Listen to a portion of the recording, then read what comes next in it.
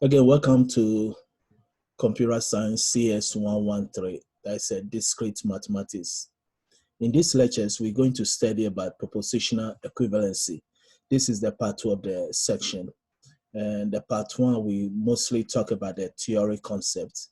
In this section, we're going to solve some few problems. Before that, we will go through what is a disjunctive normal form, what is conjunctive normal form, and also what is propositional satisfiability. Then from there, we solve some problem.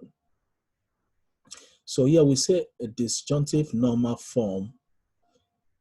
A propositional formula is in disjunctive normal form if it consists of disjunction of 1 to n. N again is the number of disjunctions. So if it consists of 1 to n disjuncts, where each disjunct consists of a conjunction, and the conjunctions also can be from 1 to m. Again, m is the number of conjunction. Atomic formulas, or the negation of an atomic formula. So again, a proposition formula is in a disjunctive normal form. We remember disjunction is or we can use the term plus also.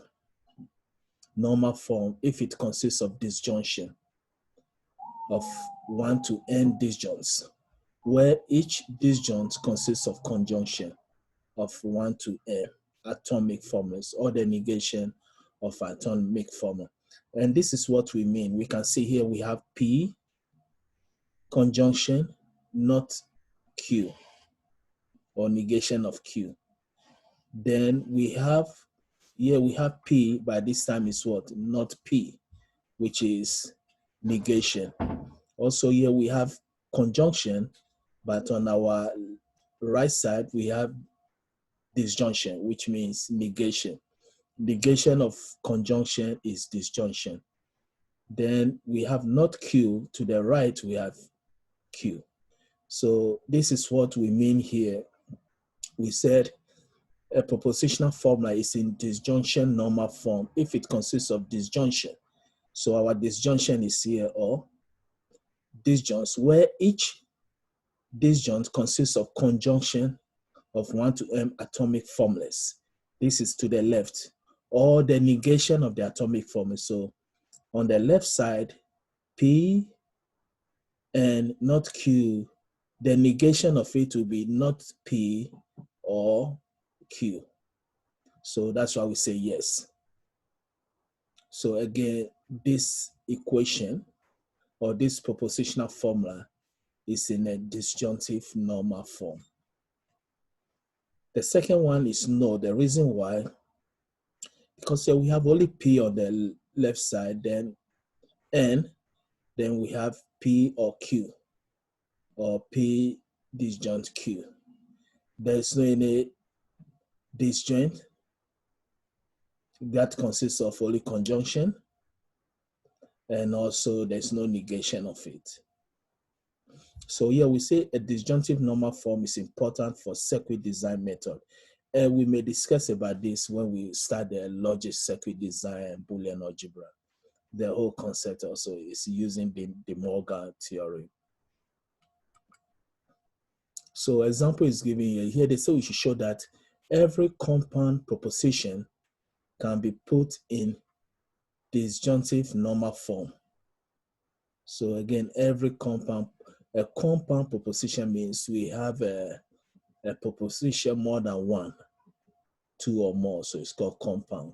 So show that every compound proposition can be put in disjunctive normal form. So first we have to construct a table for the proposition. Then an equivalent proposition is the disjoint with n disjoints when n is the number of rows for which the formula evaluates to t. That's to true. Then each disjoint has m conjuncts, where m is the number of distinct propositional variables. So normally to be the columns. Each conjunct includes the positive form of the propositional variable if the variable is assigned t true in that row, and then negated form if the variables are assigned false or F in that row also. So this proposition is in disjunctive normal form.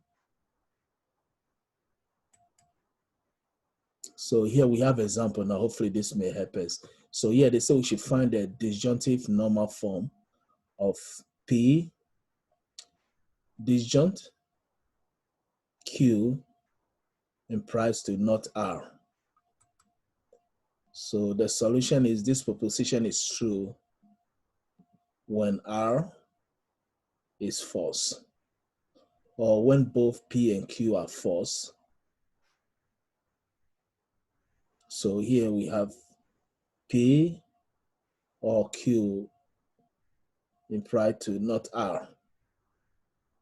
So we get not P, or becomes N. So not P, N, not Q, disjunct, not R.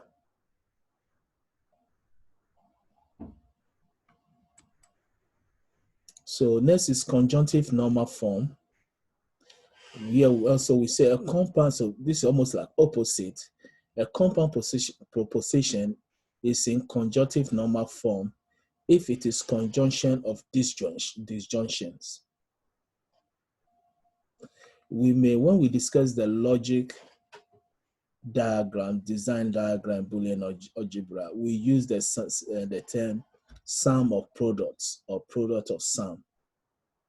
And we may get more details. So every proposition can be put in an equivalent of conjunction normal form or disjunction normal form. So conjunctive normal form can be obtained by eliminating the implication, then moving negation inwards and using distributive and associative laws. Important in resolution theorem proving use in artificial intelligence. And also a compound proposition can be put in conjunctive normal form through repeated application of logical equivalence, which was covered earlier in our first lecture.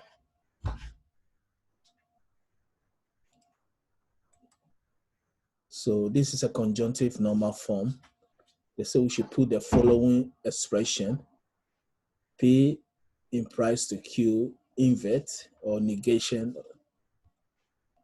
or R implies to P. Our solution is that we have to have conjunctive between the propositions. So if this is all, you can see that our final answer, it will be conjunction, which is N. So here, first we have to eliminate the implication sign. And the only way to eliminate the implication sign is negating. So here we said not invert. P is now not P, or Q, then not R or P. So anytime we are removing the implication sign, we invert the variable before the implication. Then we change the implication sign to or. So here we can see that we have P implies to Q, R implies to P. So it will be negate P or Q and negate R or P. And that's what we have here. So next we want to move the negation inwards, then eliminate double negation. This is De Morgan theory. So I'm going to negate will be P now, then negate Q, and then negation of or now will be N. Then we come here also, we have negate R or P. Now we have to convert to C. This is not CNF because we have again or. So we need N here. So to convert to CNF using associative and also distributive laws, which we covered in the previous lectures. Here we have three variables, P, Q, and R. So this you can give us P or not R or P. Because we are taking this P, distribute it with not R or not. Then here also we have not Q or not R and also not P. So we are taking not Q here, distribute it here.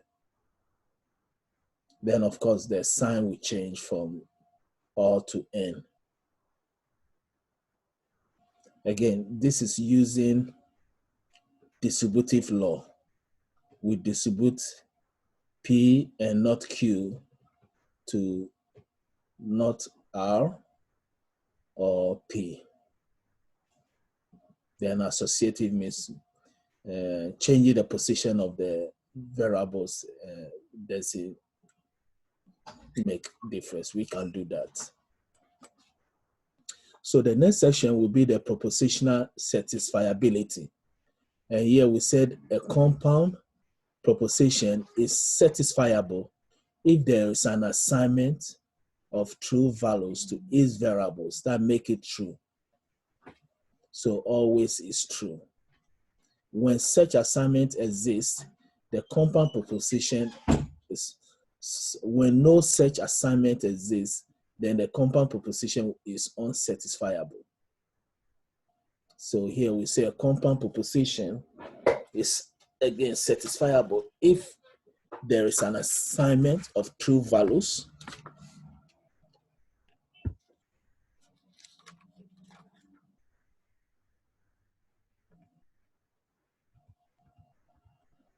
So again, a compound proposition is satisfied if there is an assignment of true values to its variable that make it true.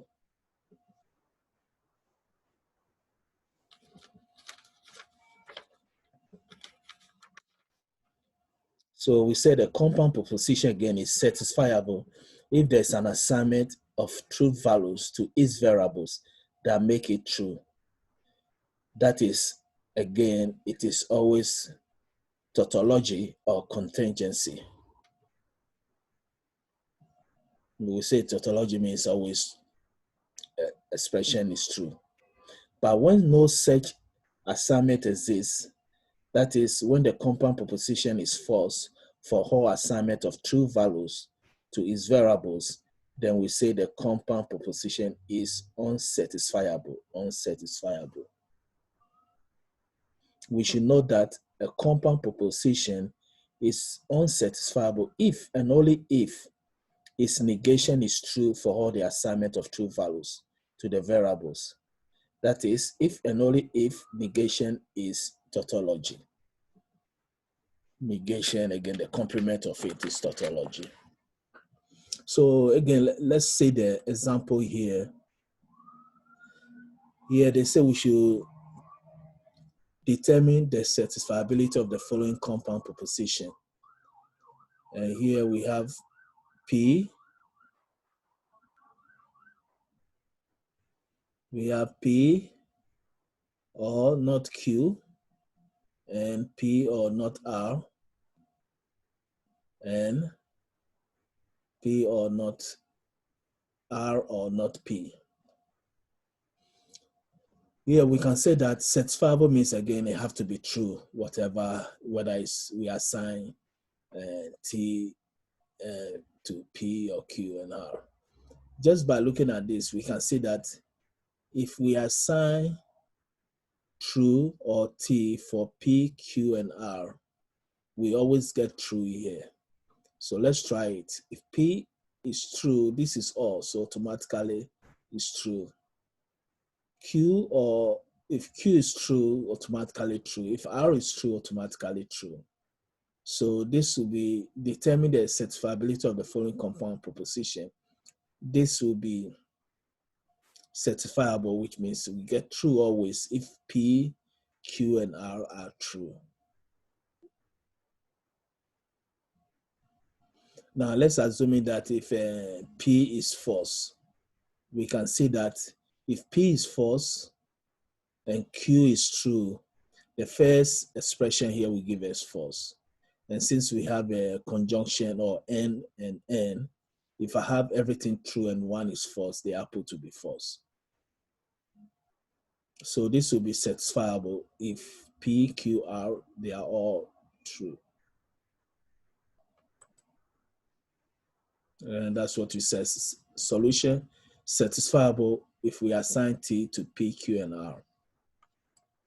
E also is satisfiable if we assign P to true. So P will be true and then Q will be false. R can be true or false. So for example, here we have or. So if P is true and Q is false and R is true or false, we still get true. Now, this is where the difference comes. If P is true, this means not P will be false. Q is false, automatically become true. So R doesn't matter, R can be true or false. So that's why we said this expression will be satisfiable. It will always be true if only P is true and Q is false. R can be true or false. It won't change. And the last section, this is not certifiable. So by looking at this expression, it doesn't matter whether P, Q, R is T or combination of T and F that's true and false. We're always going to get false at the end. That's when we can try one. Let's say if P, Q, and R, all of them are true, which means P or not Q will give me true. Q also will give me true. R will give me true. P, Q, R will give me true, which is still good. But what happened at the end? We almost got everything true. But the last, we have false, false, false, because we say P is false, P is true, Q is true, R, so not P, not. So this expression can, and this is N. So everything have to be true. All the proposition expressions have to be true. Now we can check with P, true, Q, true, R, or P, or all of them false. Even if all of them false, then the P or Q or R will be false.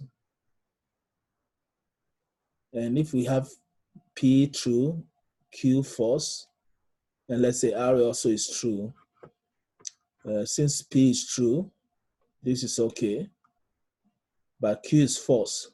So this will be false and R is true, so this is false, false. So again, we can, I don't want to take too long here, we can do all the combination of P, Q, R 8 times.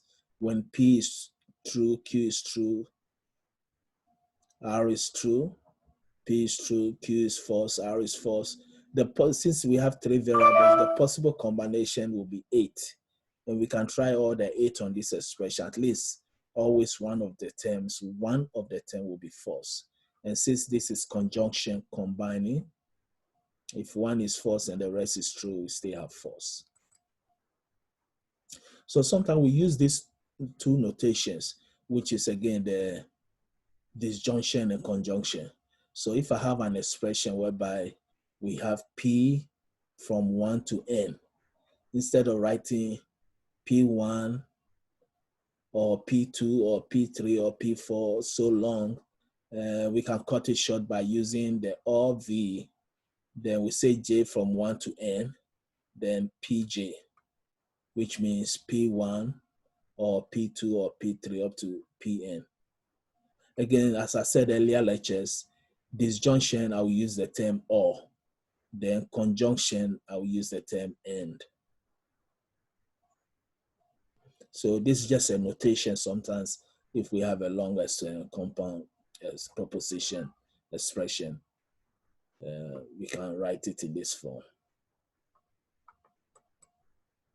So let's see some of our example here now We have a first question here. They say we should show that P by conditional Q, which is P with a double arrow, means P if and only if Q.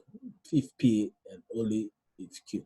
So P by conditional Q and not P by conditional not Q are logical equivalent, so we should show. So here we say that we know that P by conditional Q is true precisely when P and Q have the same true value. But this happens precisely when not P and not Q have the same true value. That means it will be not P by conditional not Q. So the two are the same, logically equivalent. Second question, they say we should show that P or Q and not P or R is implies to Q or R. Our goal is that we want to make sure this expression is always true. That's what it means, tautology. Tautology means our compound proposition is always true. So the conclusion is that, we say Q and R will be true in every case, except if Q and R are both false, because this is disjunction, addition. But if Q and R are both false, then one of the P or Q or P, not P or R is false. And we can prove it, because if P and Q and R are false, we can say that we have here not P. So not P is, this is false, R is false, automatically false, false. False or false will give us false. If that's what we say, because of P or not P. Because here we have P or not P. So one of them will be true, then false. Thus, in the case the hypothesis of P or Q and not P or R is false. So, an conditional statement in which the conclusion is true or the hypothesis is false is true, and that completes the argument. So here again we said that since Q or R, conclusion of Q and R here will always be true when, will be true in every case except when Q and R is false, because this is all. But if Q and R are both false, then one of P or Q or not P or R will be false. Because one based on the P. See, we have P and P invert. So already R and Q is false. So if P is true, then we have true or false. This is true. But here will be false, and false will give me false. If P is false, then this will give me false, because false or false. But not P will be true.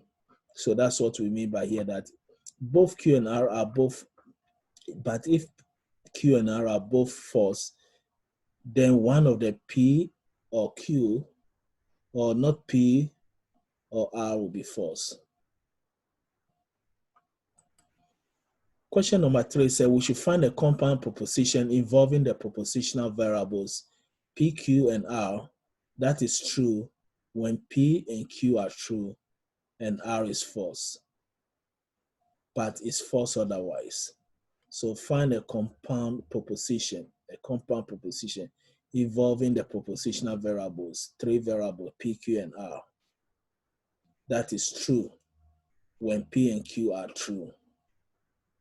So I'll say P and Q are true and R is false, but is false otherwise.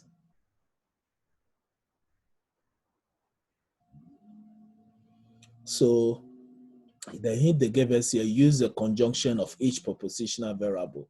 So the hint already tells us then the answer will be what? P conjunction, so it's N. So P and Q and not R. Because here they say P and Q, that is true when P and Q are true and R is false. So we have P, following the hint, we easily see that the answer is P and Q and not R, because not R is false, so negation of R. Again, the question says find a compound proposition involving the propositional variable P, Q, and R. That is true when P and Q are true and R is false. That is false otherwise. The hint now is that use conjunction. Conjunction is the end of each propositional variable, the three variables. So we get P and Q and not R because R is false. Now they say we should construct a table for logical operator NAND. So to construct a truth table for a logical operator NAND, we will discuss this more when we go to the logical circuits. But NAND means not AND, and AND is conjunction. So it's like opposite of, again, conjunction. So here we write down the truth table corresponding to the definition. PQ is true, true, true, false, false, true, false, false. Now, and if I have a conjunction and both are true, the output will be true. But the opposite of true, negation of true, will be false. So this is false. Now, this expression here, this truth table is for no, none. So I made a small mistake here. This is for no. The question is supposed to be no. So the answer I have here is for no. No means not or, which is not disjunction. So we know in disjunction, true is true. So not true will be false, because the symbol here, arrow, means no. Now, true, false, in no, it will be true. So for all, it will be true. So not true will be false. False true for disjunction will be true. So not disjunction will be false. Then false should be false. Then not false will be true. If it's not, the true is false, which is okay. But N of true and false will be false. So it will be true. False and true for N or conjunction is false. So not false will be true. So for NAD, the answer will be false, true, true, true. Again, for NAD, the answer here will be true will give us false, which is correct because it's true and false. But true, false will give me false. So not false will give me true. And same thing, false, true will give me, again, false. So not false will give me true. And false will give me false. Not false will give me true. So again, if it's not, the answer will be false, true, true, true. If it's no, then this the answer, false, false, false, true. So let's see the next question. Here they say show that if P, Q, and R are compound proposition such that P and Q are logically equivalent. So P and Q are logically equivalent, and Q and R are logically equivalent. Then P and R are logically equivalent. They say we should show, because here we have P, Q, R, which are compound proposition. But based on the compound proposition of the three variable PQR, we saw that P and Q is the same as Q and R. So P and Q are logically equivalent, and also Q and R are also logically equivalent. Then P and R are logically equivalent. If I have PQR and P and Q are logically equivalent, and Q and R are logically equivalent, then last left is P and R. So now we can say, okay, to say that P and Q are logical equivalent is to say that the truth tables for P and Q are identical. Similarly, to say that Q and R are logical equivalent is to say that their truth tables also are the same, they are identical. Clearly, if the tables for P and Q are identical, and the truth table for Q and R are identical, then the truth table for P and R are identical. This is again the fundamental axiom of a notion of equality. So here we can say therefore P and R also are logically equivalent. Because here we have three variables. Yeah, it's like having three values. Three variables. And if I say P and Q is the same, and then Q and R is the same, then P and R also should be the same. Because I'm adding, let's say if the value P and Q is the same and Q and R is the same, we repeat Q here and we repeat Q here twice for R and for P. So that means P and R should be the same. So if we have a value and we say, okay, when we had two numbers of P and Q, the answer is the same as when we had two numbers of Q and R. Since Q, let's say Q is 2, Q is 2 here, 2, and let's say P is 5, which means in order for P and Q and R to be the same, R also have to be 5. So this is just logical. The question says, show that if P and Q and R are compound propositions such that P and Q are logically equivalent and Q and R are logically equivalent, then P and R are logically also equivalent. Here we try to answer this question by using the truth table. Because if the truth table of P and Q is the same and Q and R are the same, then P and R also should have the same truth table output. But we can also plug in the value. Let's say I have a value 20 for Q and 5 for P and then 6 for R. Then P and Q and R will not be the same. Whether I add or subtract, they cannot be the same. Because let's say we are doing addition. 5 plus 20 is 25. 6 plus 20 is 26.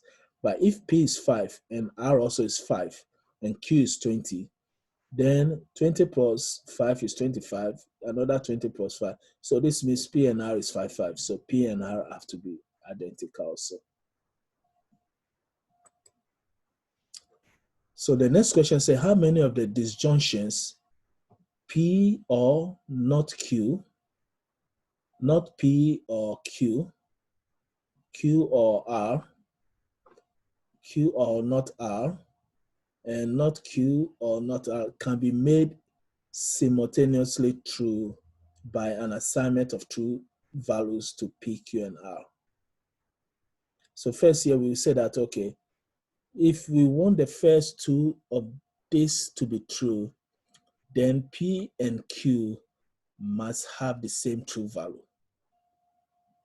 P and Q must have the same true value. So if Q is true, then the third and fourth expression will be true,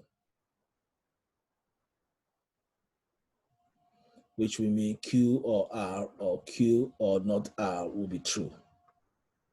And if R is false, the last expression will be true, because not false is true. We don't care about what is R and Q, because this is all. All means only one side have to be true, then the whole thing is true. So here we say all of the 5 disjuncts will be true if we set P and Q to be true and R to be false.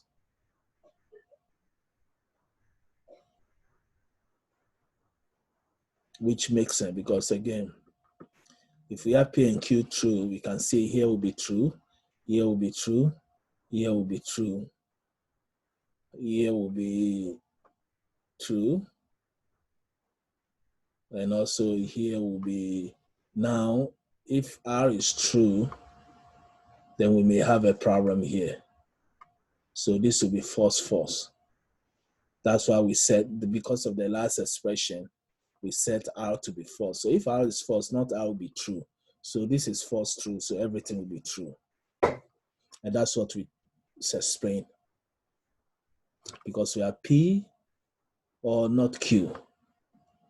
It doesn't, if P is true, automatically we get true. Even Q can be true or false, we still get true. Here, Q, here, that's why we have Q as, if Q is false, it's okay here, but it won't be okay here because not P is true. So Q will be false. And since P is true, not P also is false. So that will give us false. So the only way we can get true throughout these expressions is when P and Q are true and R is false. So this will be the end of our lectures on this section. So again, this section will continue with the propositional equivalency and try to solve some few problems here. And also we learn what is, again, the normal forms of a conjunction, disjunction, which is conjunction normal form, disjunction normal form. So again, wish everybody the best and thank you. Bye.